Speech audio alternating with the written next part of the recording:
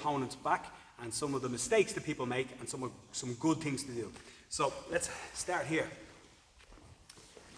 Now, we're starting sitting down, but actually, when you do back control, you're very rarely both sitting. Usually one of you will be on the side, or on the other side,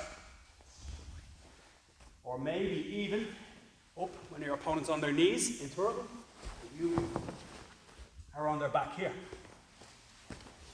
But to show you guys the position, we're going to start here. So, let's have a look at what we talk about when we talk about back. The first thing is we talk about hooks, and my legs are my hooks, 1 and 2. And the second thing is we talk about a seatbelt or upper body control. So if some of you have been here a while, you'll have controlled the seatbelt like this, or you might have been shown how to control the seatbelt like this with your 2 hands on the collars. And they're both the same thing. One is underneath, one is over the top. If we want to control our partner, we really almost never have our hands over the top like this, because look at how much Adam can use his hands and shoulders and move around. So if we put one arm underneath like this, that means that Adam can't wriggle downwards. Try and wriggle downwards now, Adam. It blocks him here. And the one over top means it secures him like the seatbelt in your car, which is why it's called a seatbelt. So once we join our hands here like this, the next thing that we're going to do is use our head. And with the little kids, what we'll say is two-headed monster. Hopefully some of you have noticed this before, before I even said it. I make a two-headed monster. My head stays really, really close. And actually, I never want Adam to have a nice straight head. I want his head to look like this. Because when he looks like this, he's a bit weaker. Okay? So I always think about, and here's one for you now, it's for your next class. Chin on the ear. And when you get to grow a beard later on, you get to do that. Make life really uncomfortable for your partner. And it means it's much harder for your partner to escape, and it means that you get to control a bit tighter and be a bit more latched onto them. So, upper body control is 1 under, 1 over, chest to his back really tight, chin to his ear, and hug him as tight as you can. Once you get that, we can start to pass collars for chokes. Here like this. But for now, let's focus on keeping it here. So that's the upper part, that's the top of his body and the top of my body. Seatbelt, head control, chest into his back, and 1 under, 1 over. Let's have a look at my feet. Okay, so you can see my hook is digging in here and here. Here's a couple of things I'm not doing. I'm not bending my feet outwards like this because it really doesn't do anything. It's a bit sore when my partner straightens his leg. So I'm just going to dig my heels in, this side and this side, and keep them nice and tight.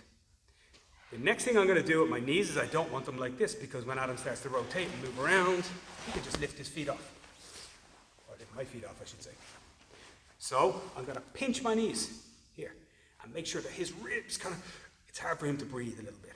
So hooks in, pinch your knees, and the last big mistake that people make is they cross their feet. Now when you're grown up, when you're over 16, this can be a big mistake, because Adam can wrap his foot here, squeeze, and make me tap on what we call a foot lock. But because you guys are kids, you can't do that yet, but I'll show you why it's still a bad idea. When I cross my feet, I'm not digging in here or here, so Adam can spin and rotate quite a bit and move around. So if he wants to turn, if he gets released from my upper body control, he can turn quite easily. So I don't want to cross my feet. I want to dig them in here like this. There's another reason you don't want to cross your feet, and that's for competition. When you take the back control here like this in a tournament, you'll get 4 points. When you cross your feet, you won't get any points. You have to have this position here to score points. Okay, let's look at one final thing. When your partner begins to move and roll left and right, you just need to stay with him the whole time. So if he rolls the other way, you're going to follow him. Roll back and go onto your knees, Adam. You're going to follow him, and you're going to stay on him as much and as often as you can. But sometimes your feet in particular will come apart, and you'll lose what we call the hooks. If you lose the hooks, keep the seatbelt. You can always try and get the hooks back later. So if Adam does a good escape here, and I lose my hooks, so I'll just go back to the mat, shoulders to the mat first. Adam's just going to escape here. I lose my hooks. I can always come up and try to fight them back in. Or do the same thing you did first, Adam. If I keep myself tight and I lose my hooks and he rolls to his knees, I keep my seatbelt, I can keep going and put my hooks back in. As long as I keep my seatbelt, I can keep in pretty good control.